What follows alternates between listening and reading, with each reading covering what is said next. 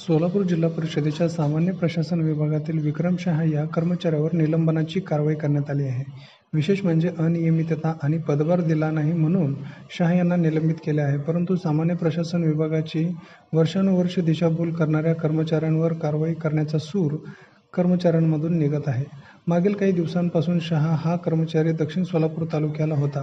त्यानंतर त्याची बदली सामान्य प्रशासन विभागामध्ये झाली. त्यानंतर माध्यमिक शिक्षण विभागात शहा यांना तात्पुरत्या स्वरूपात नियुक्ती देण्यात आली. त्यानंतर शहा यांनी माध्यमिक शिक्षण विभागातील कामकाज पाहत बदली करण्याची विनंती केली, परंतु शहा यांची बदली करण्यात आली नाही. पुढे शहा यांनी माध्यमिक शिक्षण विभागामधून अचानकपणे सामान्य प्रशासन विभागात कोणतेही कारण न सांगता बदली करण्यात आली. या बदलीचेच आश्चर्य सर्वांना बसले असताना आता सामान्य प्रशासन विभागातून त्यांना पदभार दिला नाही म्हणून निलंबित केल्याने एकच खळबळ उडाली आहे.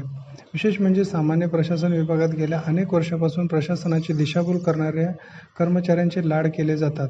किरकोळ कारणामुळे कारवाई मात्र दुसऱ्याच कर्मचाऱ्यावर केली जात असल्याने सर्वांनाच आश्चर्याचा धक्का बसला आहे. त्यामुळे कर्तव्यात कसूर करणाऱ्या कर्मचाऱ्यांवर कारवाई करावी अशी मागणी देखील होत आहे.